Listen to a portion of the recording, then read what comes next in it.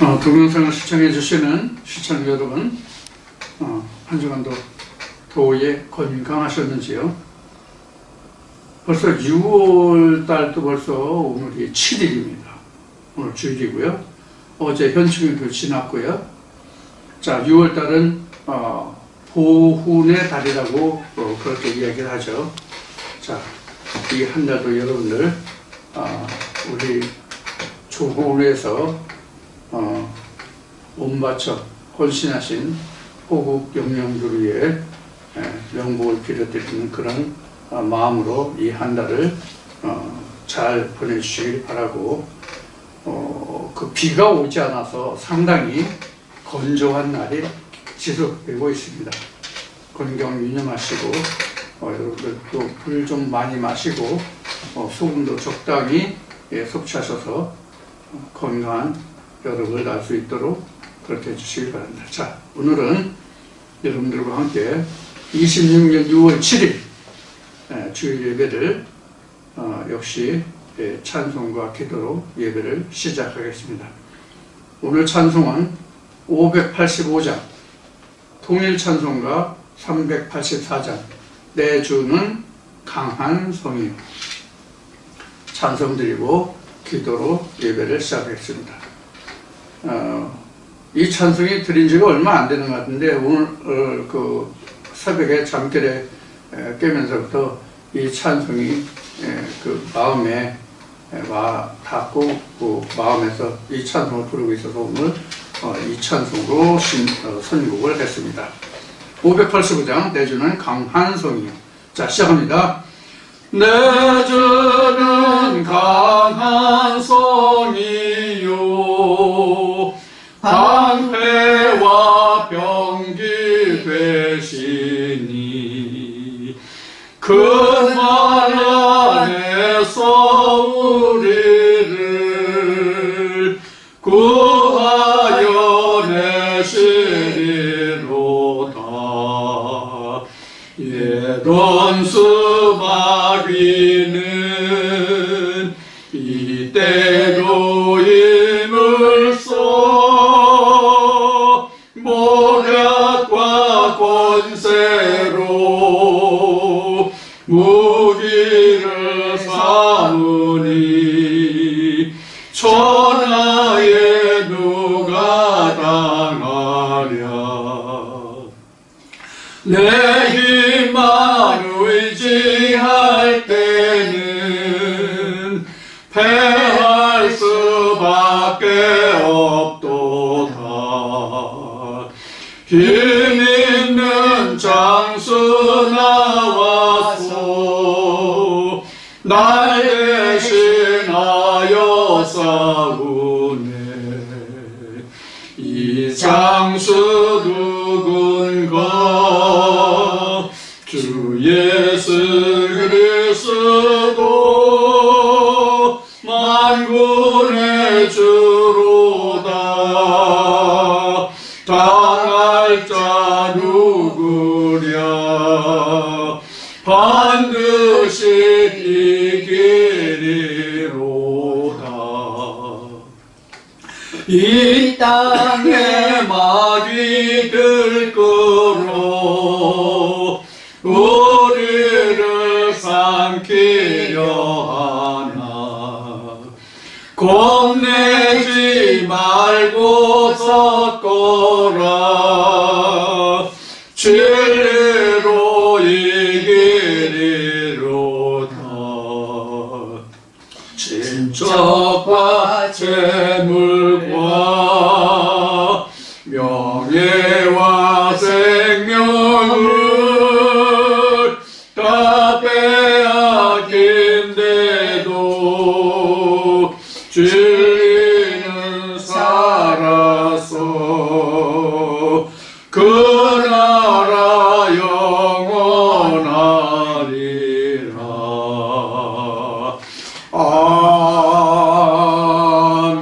아멘. 기도드리겠습니다. 하나님 아버지, 오늘도 우리에게 변함없는 시간과 세월 속에 또 한 주일을 맞이했습니다.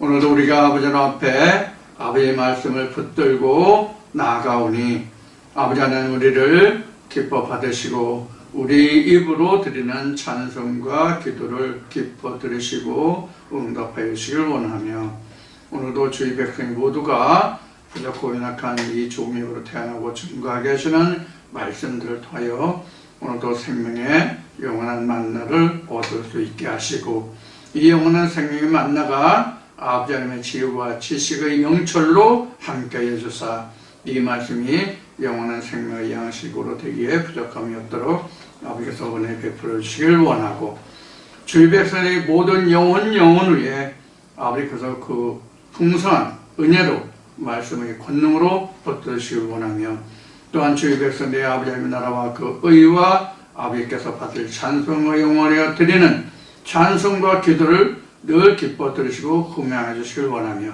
저희 백성들이 부르짖는 기도 위에 아버지 모든 지각에 뛰어나신 아버지 하나님의 지각으로 들으시고 응답하여 주시길 속하여 주셔서 저희 백성이 모두가 다 온전하고 풍성한 만군의 우리 주 예수의 반석 위에 세워지는 굳건한 믿음으로 붙들으시고 세워주시길 원하며 이 세상 끝날까지 저희 백성의 모든 영혼과 그 가족과 가정 위에 풍성한 은혜를 더하여 주시길 원하며 무엇보다도 아버지와 우리 주 예수 그리스도를 밝히 아는 지혜와 지식에 풍성케 하여 주시길 원하며 이로써 저들의 믿음이 흔들리고 요동치 않도록 붙들으시길 원합니다.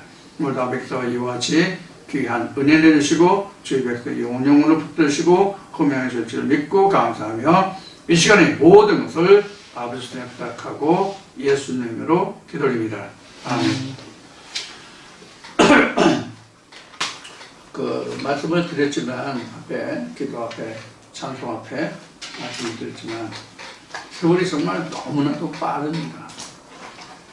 그리고 우리 대한민국의 날씨가 세상적으로 살기에 가장 좋은 그런 천혜의 복을 받은 그런 땅이라고 했는데 지금은 삼천리 금수강산이라는 말이 지금 무색할 정도로 산천이 계곡을 보면 우리말로 산은 상당히 많이 우거져 있지만 계곡이라든가 시내의 물은 많이 메말라 있는 것을 보게 됩니다. 제가 어린 시절 대략 지금 제가 지금 80이 넘었으니까 어린 시절 한 70년 정도만 앞서 간다고 한다면 그때만 해도 제가 지금 고향에 내려와 있는 셈인데 그 내에 물이 엄청 맑고 깨끗하게 흘렀고 물이 마르는 적이 없어요. 그리고 물고기들이 엄청 많았거든요. 그런데 지금은 물도 말랐을 뿐 아니라 물고기들도 거의 보기가 힘든 그런 지금 세상이 됐습니다. 지금 이제 말씀드렸듯이 갈수록 날씨가 아열대화되고 그래서 비가 영영 오질 않죠. 작년보다도 지금 봄 가뭄이 훨씬 지금 심합니다. 지금 작물들이 꽃은 폈지만 열매를 제대로 맺지 못하고 있어요. 지금 이제 한참 열매 맺는 것이 이제 완도콩은 거의 이제 시기가 지났고요. 지금 이제 강낭콩이 열매를 맺을 때인데 강낭콩이 지금 꽃은 펴서 결실해야 되는데 얼마나 여물지는 모르겠습니다. 이것도 이제 강낭콩도 이제 20일에서 한 달 정도 있으면 이제 수확을 할 텐데 어떻게 될지 모르겠어요.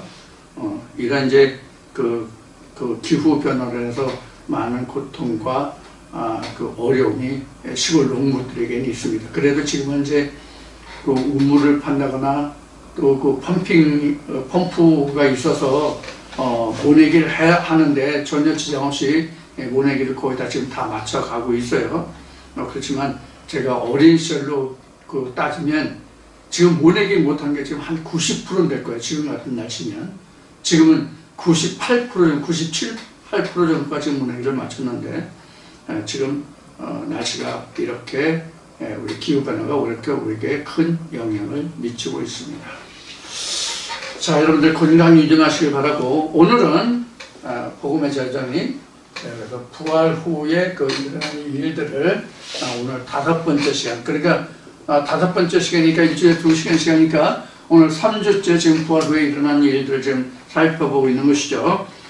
말씀은 누가복음 16장의 말씀을 바탕으로 지금 살펴보고 있습니다.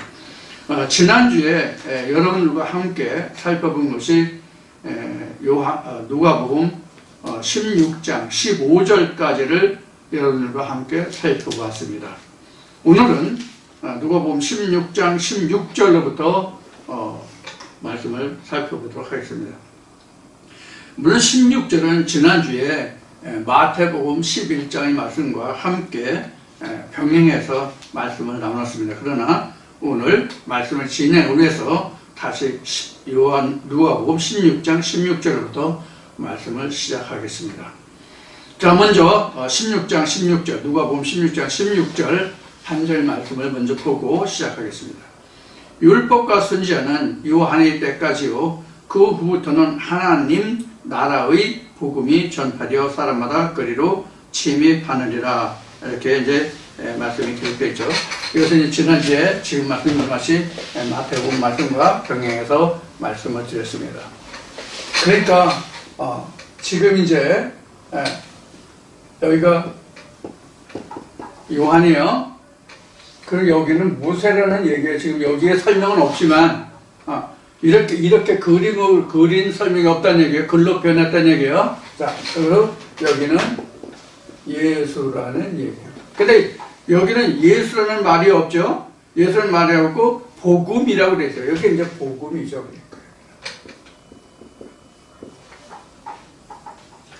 이렇게 되어 있는데 이 뜻이 무엇인가 우리가 성경 전체를 놓고 한번 조명을 해보도록 하겠습니다. 여러분들 오늘 좀 귀를 좀 기울여 주시기를 바랍니다. 우리가 성경을 보면 구약과 신약으로 나누어져 있다는 것을 복음의 재정립을 하면서 엄청 많이 얘기했죠. 신약과 구약으로 이어졌다. 그런데 우리가 역사적으로 기록된 시간대별로 해서 구약과 신약도 있고 그 다음에 현재 우리에게 주어진 구약과 신약이 있고 영적인 구약과 신약이 있고 또 각자에게 구약과 신약이 있다. 이런 말씀을 드렸죠. 그래서 이런 것을 여러분들이 이제 잘 구분하고 잘 이제 정리가 되어 있을 줄 압니다. 그러면 우리가 지금 이야기한 이 부분이 지난주에 여러분들에게 설명한 바로 얘기면 지금 여기가 사실은 우리가 BC고 여기가 우리가 현재 세상적으로 말하는 AD야. 이게 이제 세상의 역사로 봐서 이렇게 나눠지죠. 그럼 우리 각자로 봐서는 모세 앞시대가 있다고. 모세 앞에 여기 모세 앞이라고 그럽시다. 모세 앞의 시대가 있단 말이에요. 그러니까 모세 앞의 시대가 있고 모세 시대가 있고 예수 시대가 있죠. 복음의 시대가 있어요. 이것이 창세기에서 하나님이 아브람과 함께 말씀하셨던 이게 세 때예요. 이게 세 때라. 그것이 그 세 때가 우리가 성경에서 가장 두드러지게 잘 볼 수 있는, 들여다볼 수 있는 이 세 때가 어떤 의미냐 하는 것을 잘 들여다볼 수 있는 세 때 또는 3일길이죠. 또는 사흘길, 3일길 또는 사흘, 이거 같은 뜻이지만 이렇게 이제 성경에 표현되어 있는데 우리가 이제 이런 것을 우리가 단순하게 생각을 했는데 모세 때에 와서 모세가 애굽에 있을 때죠. 그러니까 모세 때 와서 그 모세가 하나님의 음성을 듣고 다시 애굽으로 돌아와서 바로라는 애굽 왕과 만나죠. 바로라는 말이 원래 그 오늘날 우리로 말하면 대통령이라든가 왕이라든가 이런 칭호와 같은 거예요. 바로라는 것이 이름이 아니에요. 직위죠. 그러니까 직위. 그때는 이제 왕을 바로라고 한 거예요. 애굽 왕의 그 지위를 바로라고 하는 거예요. 그러니까 바로 왕에게 바로 그 왕에게 모세가 광야에서 하나님의 음성을 듣고 다시 애굽으로 돌아와서 이렇게 그 애굽 왕과 그 대조하는 대치되는 그런 설명할 때 그 우리 조상 하나님이 내게 나타나셔서 그 우리로 하여금 히브리인들로 하여금 삼일기를 행해서 그 여호와께 예배할 수 있게 해달라, 제사할 수 있게 해달라, 이런 요청을 하죠. 자, 여기서도 보면은 하나님이 모세에게 3일을 얘기했습니다. 3일길, 사흘길 이렇게 얘기하신다고. 그런데 그 3일길이라는 것이 지금 이 과정으로 이게 모세 앞에는 게 여기 지금 애굽이 있잖아요. 이게 애굽이잖아요. 여기가 광야잖아요. 여기가 가나안이잖아요. 이게 사흘길이었거든요. 이스라엘 백성들이 사흘길을 간다고 하면 3일길을 간다고 하면 그 애굽 땅 안에서 움직이는 시간과 거리뿐이 안 돼요. 더구나 그때 당시는 지금같이 자동차나 비행기나 뭐 열차나 이런 곳으로 움직이는 시대가 아니잖아요. 그 기껏 해봐야 기마, 말을 타고 가는 것이잖아요. 그런데 이스라엘 백성들 당시에 출애굽 당시에 우리가 기록을 보면 역사적인 기록에 남겨져 있는 성경의 기록을 보면은 20세 이상의 60만 3천 이르는 그런 인원이었잖아요. 그 60만원 사람이 다 말을 타고 갈 수가 없잖아요. 더구나 우리나라 이 시조선 역사도 그렇지만 말을 탄다는 것은 우리나라는 양반들이죠. 또는 군사들 이런 사람들이 말을 탔단 말이에요. 그러면 일반 백성들이 도보로 가야 되는데 도보로 3일길을 가면 얼마나 가겠냐고. 군대에서 젊은 장정들, 20대 초반의 젊은 장정들도 하루에 8시간 이상 행군을 하지 않아요. 그러면 하루에 8시간 행군하면 1시간에 4km를 잡아요. 4km에서 5km를 잡아요. 그럼 5km 잡는다고 해도 8시간 걸어봐야 40km뿐이 못 가요. 그렇죠? 이게 이제 우리나라의 따지는 거리로 와서는 4km가 사실은 1리인데 우리는 4km를 10리라고 그러잖아요. 그럼 100리예요. 100리. 그러니까 서울에서 수원까지 내려올 수 있는 거리야. 서울에서 수원까지 내려올 수 있는 거리가 대략 직선거리 40km예요. 그러면 3일 해봐야 120km라고 120km. 그럼 우리나라 같이 작은 땅에서도 120km를 가가지고는 그 나라를 벗어나지 못해. 근데 이스라엘 백성들이 3일길이라는 의미는 결국은 애굽에서 출발해서 광야를 거쳐서 가나안 땅까지 가는 것을 말씀하신 거였잖아요. 그러니까 3일길이 아니죠. 세 과정을 거쳤다는 얘기예요. 세 과정을 거쳤다는 얘기예요. 그러면 이스라엘 백성들 놓고 한번 봅시다. 이스라엘 백성들 놓고 보면 이때는 하나님의 율법조차도 없는 때잖아. 애굽 때에는. 이때 하나님이 있다고 그래도 이것이 구전으로 전해져 오는 하나님 사상뿐이 없었대죠. 땅 애굽 땅이고. 자, 그 다음에 하나님의 음성으로 해가지고 물론 이제 하나님의 음성이라는 것이 간단하게 음성이라고 얘기했지만 우리가 출애굽의 과정을 성경에서 보면은 수많은 그 과정들이 있잖아요. 출애굽의 과정의 결국은 유월절이라는 것으로 이제 그 출애굽이 이루어지지만 유월절에 이르기까지 많은 그 시련과 고통이 히브리인들에게 주어지잖아요.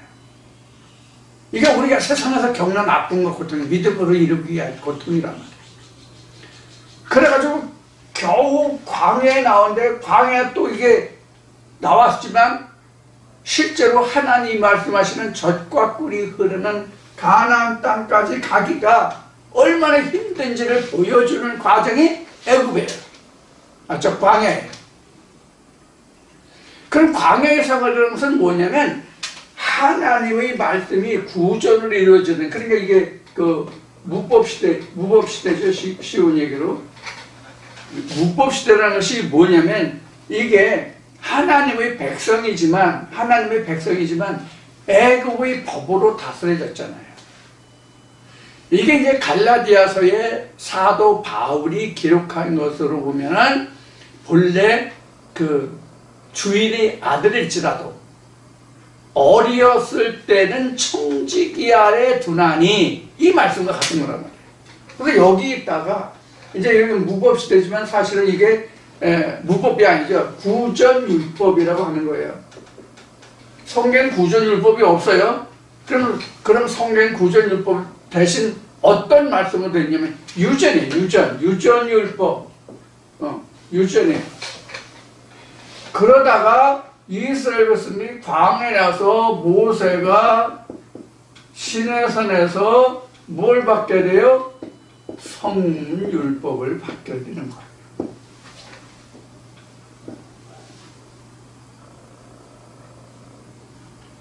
그래서 요 성문율법을 받게 된 후에 이스라엘 백성이 그게 뭐냐면 법이라는 것이 사실 있어요. 이때 성문율법이 생기면서부터 이스라엘 백성들이 지켜야 할 법이 비로소 있게 된 거예요. 그 이전에는 법이라는 게 없었죠. 우리로 보면 이제 하나님의 법으로 다스림을 받는 법이 비로소 우리에게 생긴 거예요. 그 이전에는 세상 법으로 우리가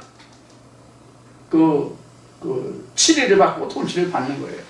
여기서 벗어나는 것이죠. 그래서 하나님의 율법으로만 살아가는 세상이 바로 성문율법이에요.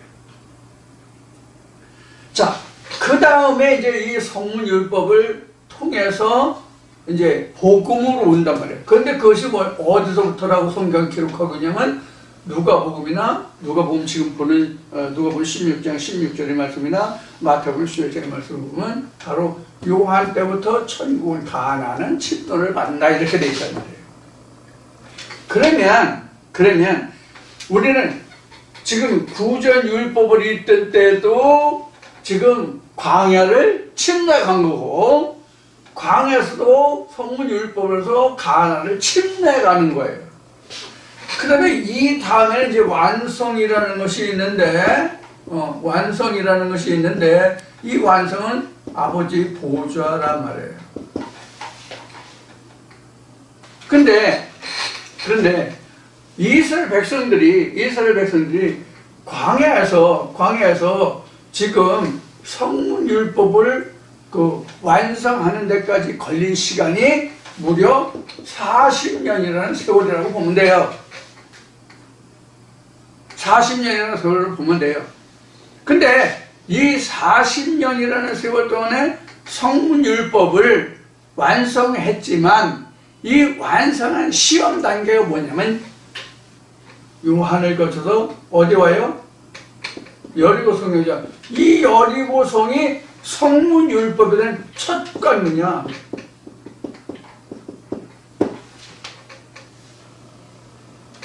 성문율법에 대한 첫 관문이 바로 여리고성이야. 그래서 이 앞에는 사람들이 직접 나서고 하나님께 적겠지만 여리고성 때에는 여리고성이 무너지는 것이 무엇에 의해서 무너졌어요? 사람들이 움직여서 움직여진 게 아니잖아요. 여호와의 나팔로서 여리고성이 무너졌잖아요. 이게 하나님의 은혜로 됐다는 얘기예요. 자, 그 다음에 여리고성이 무너지니까 여기가 가나안 본토가 되죠. 그러니까 이 요한 때부터 가나안이 천국이 침노를 당하지만 여기는 침노를 당하고 그리로 침입하느니라 되어 있죠. 사람마다 전파되어 복음이 전파되어 사람마다 그리로 침입하느니라 이렇게 되어 있죠. 자, 그러면 이 지금 얘기한 같이 이렇게 성물율법으로 인해서 여리고성을 넘어갈 수 있었던 것은, 여리고성을 지나갈 수 있었던 것은 이 첫 번째 관문이라고 얘기한, 첫 관문이라고 얘기한 여리고성이라는 것은 말씀의 시험대였단 말이에요. 과연 하나님의 말씀이 이렇게 되는지 안 되는지, 하나님이 말씀하시는 것이 성취되는지 안 되는지, 하나님이 이렇게 일하시는지 안 하시는지 그 여부가 이스라엘 백성들로 하여금 확실하게 느껴지는 단계, 체휼을 하는 단계가 어디냐면 여리고성의 함락이었다고. 그러면 자, 우리가 여기서 보자고요. 지금 여기 선을 그었잖아요, 이렇게요. 선을 그었는데 이 선들이 보면 여기서 이게, 여기서 표현이 안 됐으면 이게 따지면 홍해죠. 여기는 요단이죠. 그래서 세례요한이 요단 건너편에서 세례를 주더니 이렇게 나온 거예요. 그래서 요단 건너편에서 세례를 주더니, 이게 뭐냐면 요단 건너편에서 세례를 주는데 요한이 한 말이 뭐예요? 내가 너에게 세례를 주는 것은 물로 세례를 주는데 내 뒤에 오시는 이를 이야기한 거죠. 그러니까 요한의 세례는 자기를 인한 것이 아니라 물 뒤에 오는 불을 이야기한 거란 말이에요. 물 뒤에 오는 불을 이야기한 것이 나는 물로 세례를 주거니와 물 세례가 끝나면 내 뒤에 오시니까 불로 세례를 주느니라. 이렇게 설명하고 있는 거예요, 성경에. 요한복음을 뺀 나머지 공간복음이라는 마태마가 누가 이 복음서에 그렇게 증가하고 있는 말씀이란 말이에요. 자, 그러면 우리는 지금 이렇게 거쳐온 단계들이 여기 이제 여기가 이제 요단강이죠.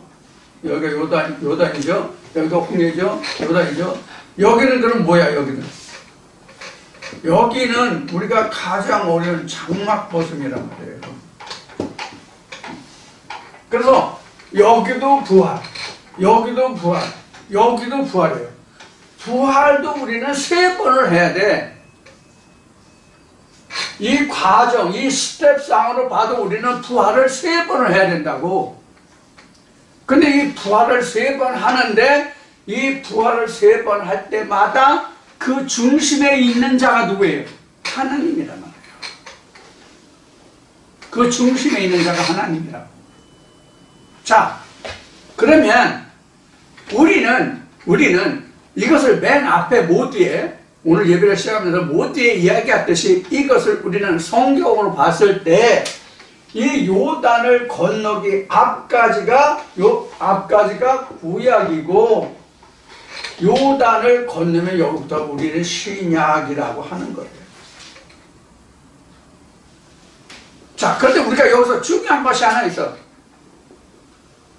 정말 우리가 깊이 인식해야 할, 저조차도 이런 말씀을 창세기도 증거하고 뭐 다른 말씀, 많은 말씀을 뭐 요한계시록까지 그 시가서를 빼놓고 거의 다 했잖아요. 근데 저도 총 놓고 이것을 미처 말씀드리지 못한 것이, 이러한 모든 과정이, 이러한 지금 세 때잖아요.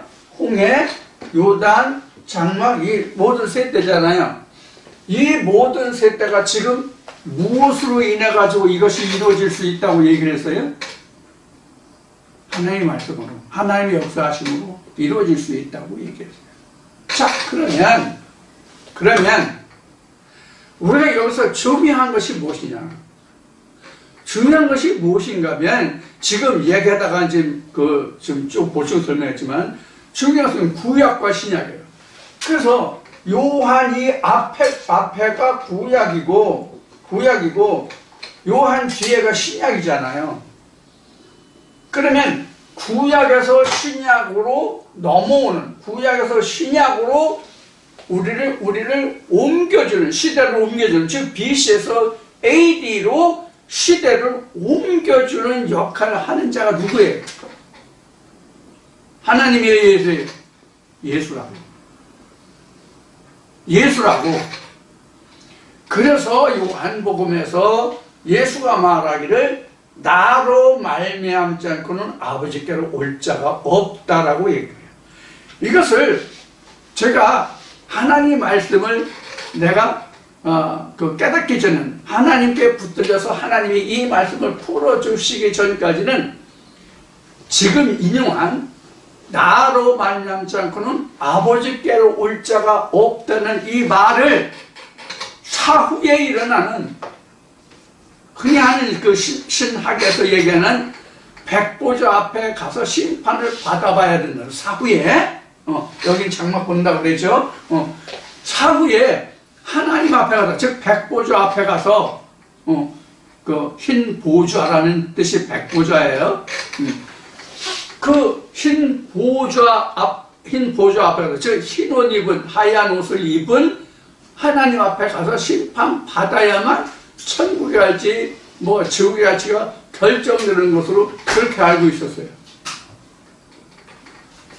그렇게 해야만 성경이 이루어지고 깨달아지는 거로 그렇게 생각을 했어요. 그런데 실상으로는 지금 일어나는, 지금 그 애굽이라든가 광야라든가 지금 가나안이라든가, 또는 성경으로 와서 구약이라든가 신약이라든가, 구약 중에서 우리가 성경 기록상으로 보면 가장 오래된, 가장 앞에 전제된 말씀이 뭐예요? 창세기잖아요.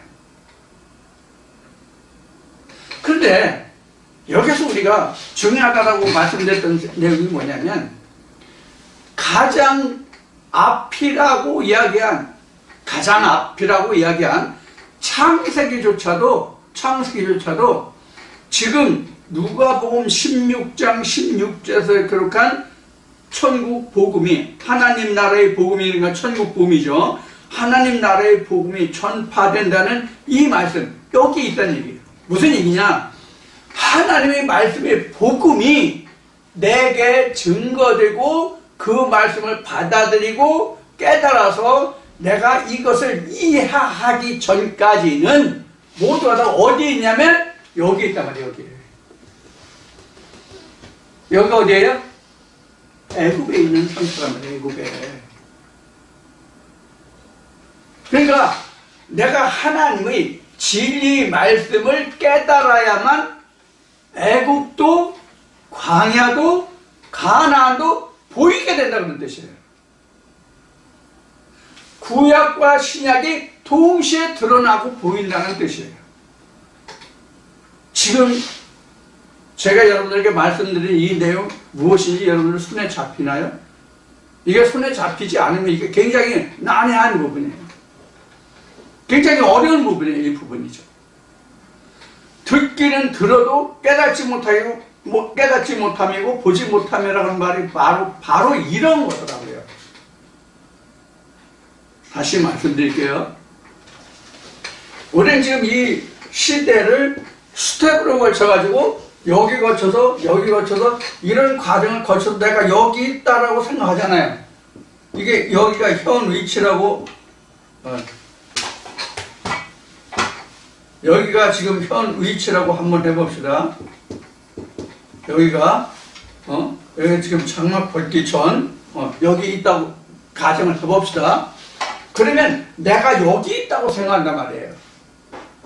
이것이 아니고 나는 항상 여기 있어. 이거 무슨 뜻인지 이해가 돼요?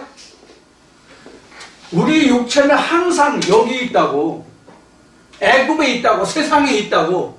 그래서 애굽은 그 성경으로는 애굽이 미스라임이에요. 미스라임. 이게 미스라임인데, 이 미스라임이 이게 노아의 아들들 셈, 함, 야벳 있잖아요. 함의 족속들이 이게 가나안 땅을 차지할 거야, 애굽 땅을 자기가 모두 차지하고 있는 거야. 그 중에서 그 애굽이라는 게 미스라임이라는 그 단어가 오늘날 우리는 애굽이라고 번역된 단어예요. 그러니까 우리는 항상 애굽에 있다고. 애굽에 있으면서 우리는 여기도 다 공유하고 있는 거야. 무슨 얘기는 우리는 장막 안에 있다는 얘기예요. 이 장막 안에 나는 이 장막 안에서 이러한 세계들을 내가 가지고 있는 거야. 공유하고 있는 거야. 이것이 예수가 요한복음에서 언급한 하나님은 뼈와 살이 없다. 요한복음 4장에서는 그래서 신령과 진정으로 예배해야 된다라고 언급하고 있는 거예요. 나는 여기 있다 항상. 나는 항상 여기 있는. 그래서 사도 바울은 이런 법을 다 깨닫고 나니까 뭐라 그러면 오라 나는 곤고한 자로다. 육신으로는 마음으로는 무엇을 섬긴다. 그래서 나는 불법을 섬기는 자다. 고로 나는 곤고한 자다. 이런 고백을 하게 되죠. 바로 이런 거예요. 자, 이게 바로 뭐냐면 지금 뭐예요? 부활 후에 일어나는 일들이죠. 이것을 깨닫는 것은 부활이라는 것은 뭐예요? 예수가 내게 살아온 거가 부활이잖아요. 그래서 1차 부활, 2차 부활이라고 얘기한 거잖아요. 그래서 고린도전서 15장의 말씀을 통해서 첫 아담과 마지막 아담. 첫 아담은 사한영이라고 했지만 이것은 육 있는 자요. 이 육 있는 자를 살려주는 영, 마지막 아담이 와서 첫 아담을 살려줘야 내가 마지막 아담, 사한 영이 사한 자가 된다는 그런 그 말씀을 고린도서 15장에서 말씀을 드렸잖아요. 이게 이제 부활의 핵심적인 부분이거든요. 가장 잘 설명되고 집약된 엑기스 중에 엑기스가 바로 고린도서 15장이 부활이다라는 말씀을 드렸어요. 물론 마태복음 13장 같은 말씀들이요, 지극히 천국의 그 부활장이에요. 그러나 고린도전서 15장에서 사도 바울이 증거해 놓은 말씀처럼 일목요연하게 첫 아담을 먹고 마지막 아담을 먹고 살려주는 아담과 첫 아담과 마지막 아담, 흙 있는 자와 땅에 속한 자와 하늘에 속한 자의 그 설명이 가장 잘 설명되어 있어요. 그래서 부활하면 고린도전서 15장을 가지고 설명하지 않으면 부활이라는 것을 알 수가 없어요. 거기서 첫째 부활과 둘째 부활을 알 수 있거든요. 그러면 첫째 부활이 여기 모세의 법이 첫째 부활이에요. 어디 가서 모세 어디였지? 모세가 첫째 부활이에요. 모세가 왜 첫째 부활을 하나님의 생기가 들어가서 사한 영이 되었다고 하지만 아직도 땅에 속한 자다 그 말이잖아. 그래서 15장의 설명이 그 다음에 영 있는 자라 이런 얘기예요.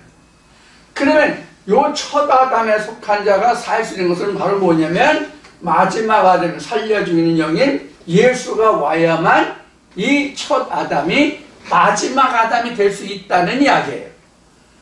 그래서 푸시케에서 표류마가 된다는 얘기예요. 그래서 고린도전서 15장에 푸시키코스, 퓨뉴마티코스라는 말이 바로 형용사제인 단어로서 그렇게 설명하고 있는 거예요. 자, 그러면 첫 아담도 나왔고 마지막 아담도 나왔고 죽은 아담과 살려주는 이제 이렇게 얘기했잖아요.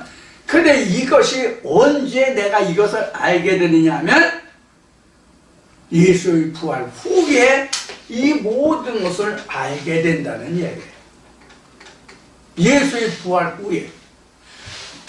부활 후에 이러한 일들이 일어난다는 얘기예요.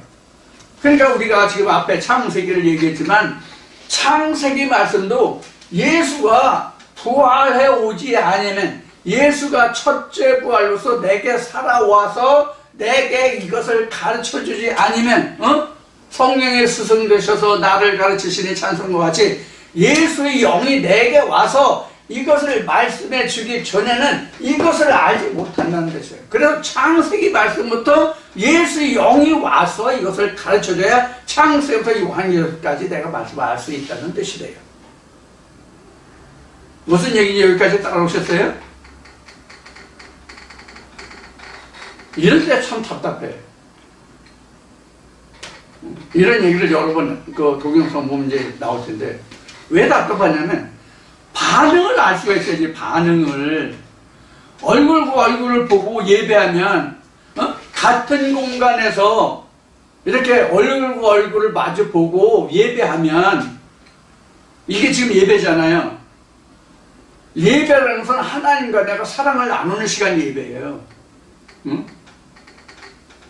하나님이 지금 나한테 지금 뽀뽀하고 어루만지고 지금 애매해주고 하는 시간이 이 시간이 이게 예배거든. 하나님과 내가 하나 되는 시간. 우리 사람으로 얘기하면 이 예배하는 시간이 그 부부가 결혼해서 저녁에 잠자리에 들어서 둘이 조용한 시간, 아름다운 시간을 갖는 시간이 바로 이 예배 시간이야, 하나님과 우리는. 근데 이 시간을 통해서 영감의 뜻을, 즉 하나님의 뜻을 내가 깨닫는 것은 지금 예수가 부활해 와야 된다는 얘기예요. 응? 우리 인간으로에게서는 자식을 낳아봐야 이게 내 영감의 자식인지 아닌지 알 수 있다는 얘기예요. 그럼 여기서 첫째 아담과 마지막 아담이 나왔잖아요. 첫 아담은 내 육체가 되는 게 아니라 내 마음이 첫 아담이 돼요. 그 첫 아담이 하나님의 말씀을 받아서 애를 낳아 그 말씀과 같이 이루어졌는지 여부를 아는 게 아들이 있다 없다 이야기예요. 그래서 그 말씀을 받아서 그 말씀과 같이 이루어진 것이 무엇이냐 하는 거예요. 하나님의 말씀과 같이 이루어졌으면 그것이 하나님의 아들 예수요. 그러는 거예요. 그것을 내가 어디서 한다? 여기 묵법시대에 있는 구전에 있는 율법에 있는 육신에 있는 이런 것을 통해서 안다. 그 말씀을 통해서 나는 유월하고 또 유월하고 이게 이제 마지막에 이게 이제 장막 벗을 때는 진짜 다 유월하는 거지. 진짜 그때 내가 푸시기 코스가 퓨뉴마틱 코스로 되면은 퓨뉴마가 되면은 내가 아버지의 보좌에 자연적으로 앉게 되는 거예요. 아버지 모든 나라의 유산을 내가 다 받는 거예요. 유업을 받을 자라는 뜻이 그런 뜻이에요. 내가 살아오면서 내가 이 말씀을 얼만큼 이루었는가가 바로 아버지 그 말씀이잖아. 아버지 말씀을 성취한 거잖아. 그러니까 내가 이 세상 살면서 얼마만큼 하나님의 말씀이 내게 성취되었는가가 결과물이 있고 그게 열매라는 거예요. 그래서 내가 이 세상 살아있는 동안에 이루어진 만큼 아버지의 나라가 이루어진 거예요. 아버지의 나라를 유업으로 이미 내가 살았을 때 받은 거라고. 그래서 하나님 나라에서는 세상처럼 아들들이 많으니까 재산이 많으면 우리 아버지같이 재산 많은 분이 어디 있어? 우리 아버지같이 재산 많은 분이 없는데 세상에는 그 잘난 그 몇십억 몇백억 가지고 자식들이 지지고 볶고 싸우잖아. 애들가 죽은 다음에. 근데 우리는 이 세상 사는 동안에 아버지의 모든 재산을 다 혼자 통째로 다 유업을 받아. 그래서 아버지 나라는 다툼이 없는 거야. 그래서요. 그래서 다툼이 없는 거야. 자식들이 그렇게 많아도 다 외아들이야. 항상 외아들이야. 그래서 말라기 2장에 보면 하나님이 많은 영이 있는데 왜 하나만 만들었냐, 하나만 왜 예수라는 영 하나만 만들었냐 이런 질문이 나오고 답이 나오잖아요. 거룩한 자손, 거룩한 씨를 뿌려야 합니다. 내가 거룩하니 너희도 거룩하라 이런 얘기잖아요. 하나님의 말씀이 거룩하니까 그 말씀으로 난 자식마다 씨마다 모두가 다 거룩한 거야. 거룩한 씨가 더러워질 수가 없잖아. 그래서 뭐 거룩한 주일입니다, 안식일입니다 하는 얘기가 바로 그런 뜻이에요. 그럼 거룩하다는 뜻이 뭐냐? 하나님 나라가 이루어진 자만, 말씀이 이루어진 자만 거룩한 거예요. 그럼 거룩한 거는 전에 여러분 말씀드린 동영상에 있는데 거룩하다는 얘기는 뭐냐면 내가 살았다는 얘기예요. 죽어서 썩고 냄새나는 것을 거룩하다는 표현을 하는 예가 있어요? 우리가 뭐 천주교 교황은 뭐 엄청난 큰 인물로 생각해서 그 사람을 거룩하다 뭐다 하나님은 뭐 사제다 뭐 이런 얘기 하잖아요. 그게 뭘 큰데 성경에 그 마태복음 10장 보면 이제 그런 말씀 11장 보면 그런 말씀이에요. 세례요한이 여자가 낳은 중에서는 클지 모르지만 천국에만 가장 적은 자도 저보다 크다라고 성경에 증거하고 있습니까? 없습니까? 증거하고 있잖아요. 이게 무슨 뜻인데? 이 뜻이 무엇인지만 여러분들이 이 말씀을 통해서 깨달은 자가 되었다면 여러분들은 로마에 있는 교황? 발톱을 떼도 안 돼.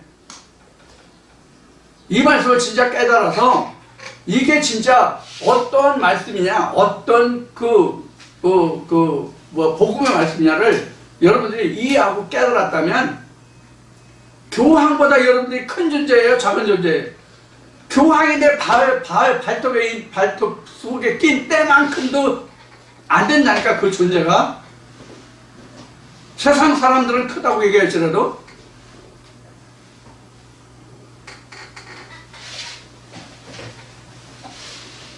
그럼 여러분들은 세례요한이 누구라고 생각하십니까? 세례요한이 뭐가 세례요한이라고 생각하십니까? 푸시케가 세례요한이에요. 푸시케가 여러분들에게 피오뉴마를 소개하잖아요. 그래서 푸시케가 피오뉴마를 이끌어서 푸시케를 피오뉴마로 만드는 역할을 누가 해요? 각자가 하잖아요. 그럼 우리는 외적으로 하나님의 복음을 증거해주고 전해주는 자를 우리가 세례요한으로 그렇게 생각하고 있죠? 가 아니고, 전에 여러분들에게 말씀드렸듯이 여러분 다 목회하는 자다. 무엇을 목회하느냐? 자기 영혼을 목회하는 자다. 이것보다 더 큰 게 크고 중요한 것이 없다. 이런 얘기했죠. 그래서 여러분들이 마음에 하나님의 그 푸시케가 피오뉴마를 받아서, 그러니까 첫 아담의 마지막 살려주는 영을 받아서 자기 푸시케를, 자기 혼을, 소울을, 그 헬라어로 하면 소마죠. 소마를 피오뉴마가 되게 하는 거야. 그럼 소마가 결국은 어떤 역할을 하고 있냐면 세례요한의 역할을 하고 있는 거예요. 1차적으로는 하나님의 복음의 말씀을 받은 자가 전해주지만 각자에게 있어서는 세례요한이 누가 되냐면 자기 마음이 푸시케가 세례요한이 되게 해야 된다고. 하나님이 일을 하는 자가 되게 해야 된다고. 이 모든 과정을 깨닫게 하는 그 첫 단초가 지금 뭐라고 말씀드렸어요? 예수가 부활해야 된다는 얘기예요. 예수가 내게 부활해 와야 된다는 얘기예요. 그러면 요한복음 14장에 있는 말씀같이, 그러면 너희가 내가 아버지께로 가는데 아버지 집에 쉴 곳이 많고 집이 많다. 만약에 쉴 곳이 없으면 내가 그 집을 예비한 다음에 내가 너에게로 와서 내가 나 있는 곳에 너도 오게 할게. 이게 지금 여러분들에게 말씀드린 내용이에요. 내가 하나님이 계실 처소가 돼야만 주께서 오신다니까. 그때부터 하나님의 역사가 일어난다는 얘기예요. 이게 놀라운 사실이에요. 이게 성경에 진짜 깊이 감춰진, 빌립보서의 사도 바울이 증거한 것이 만대와 만세전부터 감춘 비밀 예수 그리스도예요. 그래서 성경의 모든 시작은 예수 그리스도가 와야만 시작이 돼요. 창세기에서부터 요한계시록까지 모든 말씀이 예수 먼저 부활해 와야 이 말씀이 깨달아져. 자, 그러면 우리가 지금 듣고 있는 이 말씀, 하나님 음성을 듣고 있는 지금 이 말씀 이전에도 우리가 성경 안 봤습니까? 저나 여러분이나 이런 하나님께 붙들린 바 되지 않았을 때도 우리가 교회 나갔고 찬송도 했고 기도도 드렸고 말씀도 보고 듣고 다 했잖아. 그럼 그때도 우리가 그런 일을 했는데 그때 우리가 이런 말씀을 들을 수 있었고 깨달을 수 있었냐? 아니잖아요. 그럼 성경의 모든 말씀은 예수 그리스도가 내게 부활해 와야만 된다는 얘기예요. 그래서 부활에서 맨 처음 여러분들과 말씀을 나누는 게 어느 말씀이었어요? 마태복음 27장 부활의 순서를 얘기했었죠? 먼저는 예수 그리스도의 부활이요. 그러면 거기 붙은 자요. 강림할 때요. 이렇게 말씀을 우리가 살펴봤잖아요. 지금 그 말씀을 드리고 있는 거예요. 마태복음 27장에는 간단히 되어 있잖아요. 근데 그걸 뜯어보니까 이런 과정이 다 들어있는 거야. 그 과정을 들여다보니까 지금 누가복음 16장에서 말하고 있는 천국이, 천국 복음이, 아버지 하나님 나라의 복음이 전파되고 그리를 침입한다. 이 말씀이 이렇게 풀어지는 거야, 이렇게.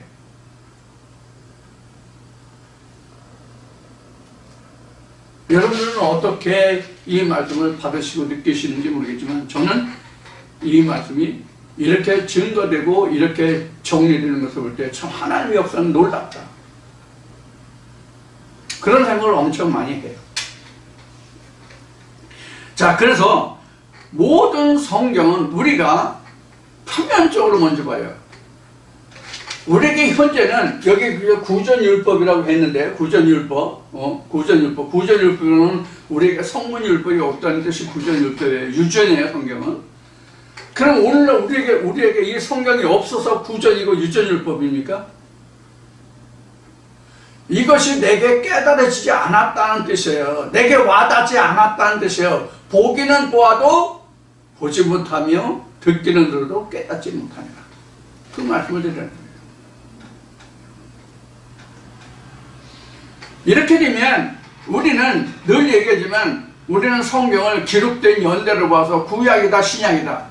모세 때에 기록된 것을 우리가 구약이고 그 선지자들이 기록된 것까지를 구약이라 되고 세례 요한 이후에 그 예수와 사도들에 의해서 기록된 것이 우리가 신약이다 이렇게 얘기하잖아요. 그러나 현재 우리에게는 이 모든 성경이 우리에게는 애굽에 있는 구전율법과 같다. 왜 깨닫지 못한다는 얘기예요. 보기는 보아도 듣기는 들어도 지금 말씀드렸잖아요. 성경 말씀 인용했잖아요. 그것과 똑같은 거예요. 그러니까 우리가 오늘날 아무리 신학을 하고 신학할 거라고 유학할 거라 해도 모르는 거 그냥 구전율법이에요. 그냥. 그러다가 진짜 하나님의 은혜로 유월절을 겪으면서 진짜 이 성경이 이제 내게 본문적인 율법이 생기는 거예요. 그러니까 이스라엘 백성들이 출애굽해서 시내산에서 모세가 율법을 수여받았다 이렇게 우리가 알고 있잖아요. 역사적인 기록으로는. 근데 우리 모두는 지금 얘기했듯이 이런 방법에 있어서 세례요한이 누구냐는 얘기를 앞에 했잖아요. 이와 같이 지금 우리는 각자가 또 모세가 돼서 구전율법을 이 성경이 내게 온전한 하나님의 법이 되지 못했던 이 법을 나는 지금 광야의 시내산에 올라갔던 모세와 같이 하나님의 율법을 내가 온전히 정립하는 세우는 그런 과정이 돼. 그럼 우리가 또 모세가 돼야 돼. 그럼 모세가 되면 되느냐? 모세가 됐을지라도 시내산에 올라가야 된다고. 그러니까 자기 율법이 세워지는 거예요. 자기 율법이. 자, 그럼 자기 율법이 세워진다고 그러겠죠? 그럼 어디에서 자기 율법이 생겼어요? 구전율법이. 이스라엘 백성도 구전율법으로 지금 들어왔잖아요. 모세가 애굽 땅에서 살인을 저지르고 쫓겨나서 미디안 땅에 가서 그 하나님을 만나서 이스라엘 백성들 하나님 음성만 듣고 이스라엘 백성을 이끌고 가나안 땅에 나온 거, 광야에 나온 거 아니야? 그럼 광야에 나왔을 때도 하나님 음성만 듣고 이스라엘 백성을 이끌어 나왔지? 그때까지 하나님의 십계명이 있었어요, 없었어요? 십계명도 없고 십계명이 없으니까 율례와 규례도 없고 아무것도 없을 때야. 여기까지가 유전율법이야. 그러다가 그 하나님의 음성을 듣다 보니까 내게 성문율법이 생기는 거야. 그럼 내가 시내산에 오른 거야, 각자가. 이것을 출애굽기 할 때 이미 말씀드렸어요. 여러분들 이해하시고 깨달으실지 모르겠지만 이미 말씀을 드린 얘기예요. 이런 과정을 거쳐서 나는 성문율법이 뭐가 되냐면 진리 말씀을 변해 복음으로. 그러면 지금 성문율법을 통해서 그것을 깨달았을 때 복음이 된다고 얘기했잖아요. 근데 사실은 이 복음이나 이 유전이 복음이 왔을 때에 이것이 구전율법이 성문율법이 되고 성문율법이 복음이 된다는 사실을 우리가 이해해야 된다는, 깨달아야 된다는 얘기예요. 무슨 뜻인지 이해가 됩니까? 그러니까 모든 성경의 시작은 예수가 말한 것 같이 나로 말미암지 않고는이에요. 근데 우리가 나로 말미암는 그것이 이제 예수인데 우리가 오늘날 이 예수를 어떤 예수로 알고 있느냐가 문제야. 우리가 늘 얘기하지만 우리는 아직도 예수를 그렇게 많이 얘기했는데도 불구하고 우리가 얼마 전에 예수의 실체가 무엇이냐, 예수의 실체가 뭐냐라는 것을 우리가 이미 공부했지만 요한복음 공부할 때도 했고 또 별도로 얼마 전에 복음을 제정을 하면서 예수의 실상이 뭐냐 하는 걸 또 했잖아요. 그러함에도 불구하고 우리가 예수하면 저부터도 그 옛날의 관습이 젖은 애굽의 사상이 아직도 몸에 배어 있어서 아직도 예수하면 2000년 전 유대 땅에 왔던 예수를 생각하는 경우가 종종 있단 말이에요. 우리조차도. 그러면 그렇지 않은 사람들은 어떠겠냐 말이에요. 응? 우리가 같이 복음을 접하지 못한 사람들은 예수가 어떻게 되겠냐고. 2000년 전 유대 땅에 왔던 그 예수만 생각하고 있는 거야. 이게 신학의 실체잖아.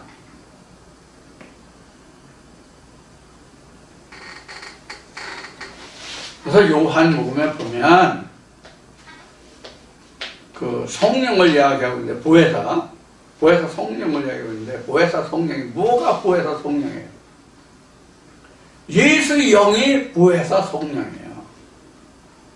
아버지가 내 이름으로 보내줄 성령이잖아. 예수가 말할 때에 요한복음 16장에 가서 내 이름으로 보내줄 보혜사 성령. 그러니까 예수 이름으로 온단 말이에요. 예수라는 이름으로 성령이 온다는 얘기예요. 그 성령이 바로 뭘 얘기냐면 이 성문율법을 복음으로 깨닫게 하는 그 주체가 아버지께서 내 이름으로 보내실 성령이에요. 그 성령이 내게 임하면 그 성령이 내가 너에게 가르치고 전하고 당부하고 분별했던 그 모든 것들을 깨닫게 하고 알게 한다고 말씀하고 있는 거예요. 그래서 모든 하나님의 일의 시작과 끝은 예수의 영으로 시작해서 예수의 영으로 끝난다는 거예요. 그런데 첫째는 육이 있는 자예요. 모세요. 그 다음에 신령한 자다. 그래서 고린도서 15장에서 생각하고 있는 바와 같이 이 예수가 아니면 복음이 아니면 모세를 알게 할 자가 없다. 그러면 전에 여러분들에게 모세와 예수는 형제가 아니라고 얘기했죠. 형제가 아니라고 얘기했죠. 그런데 다른 차원으로 말하면 모세는 예수의 아버지야. 모세는 예수의 아버지라고.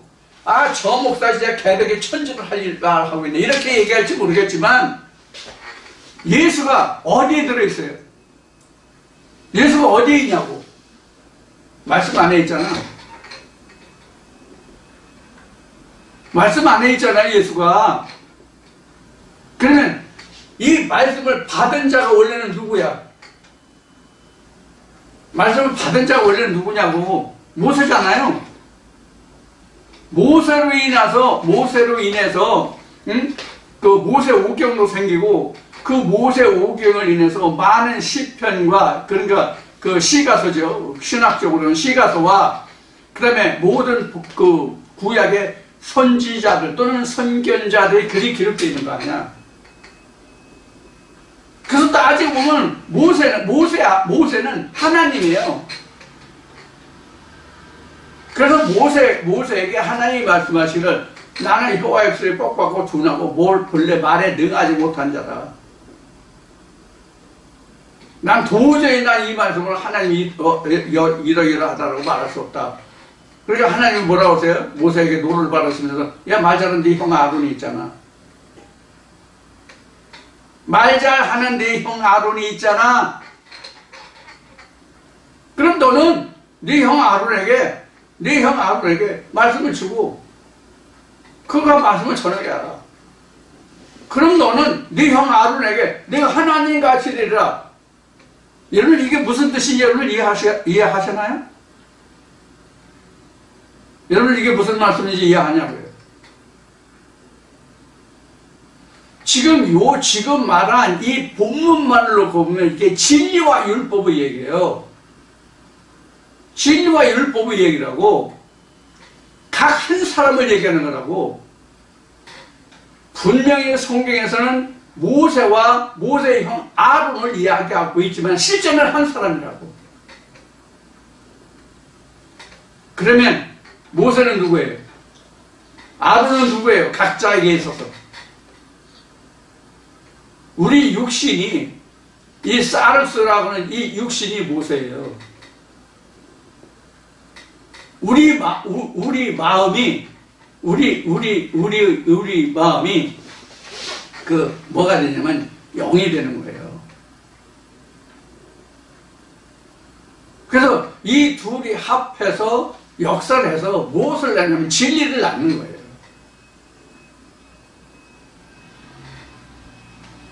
성경이 이 모든 것을 우리에게 이렇게 뭐랄까 너무 세밀하다고 그럴까? 너무 확실하다고 그럴까? 이렇게 성경이 증거하고 있는데 우리가 이런 것을 알지 못했던 거예요.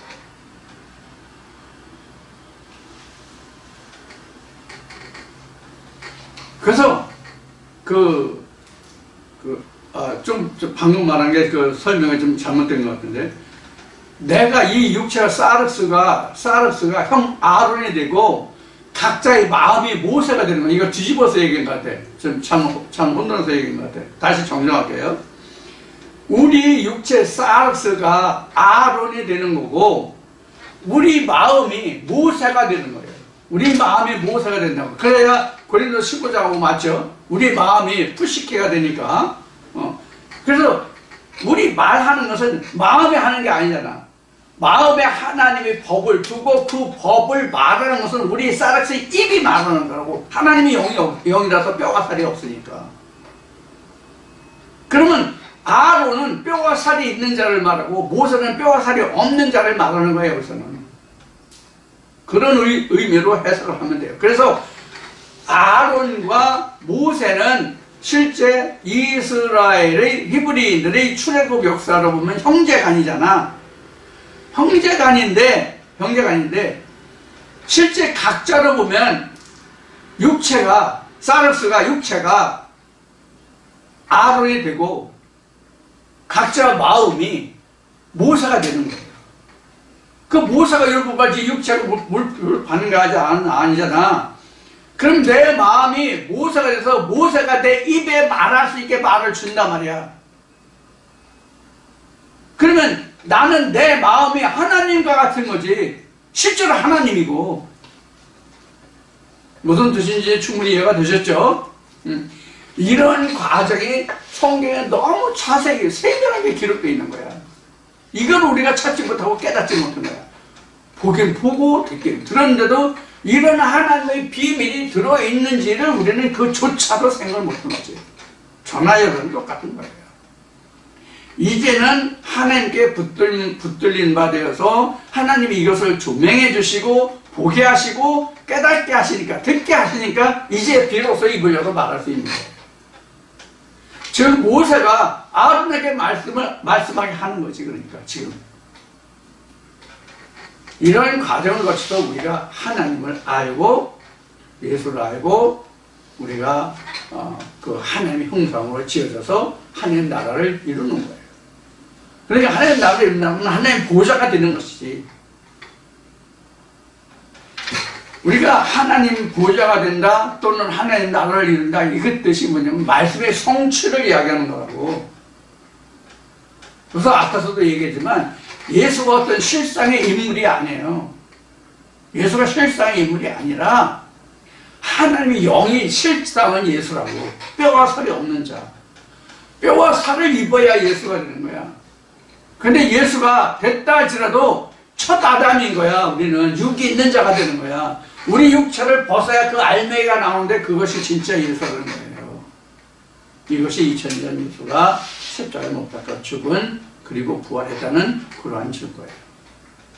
그래서 우리에게도 방금도 얘기했지만 마태복음 20장 기록된 바가 우리도 이와 같은 부활의 역사가 예수 그리스도의 부활 후에 일어나는 일들이라는 얘기예요.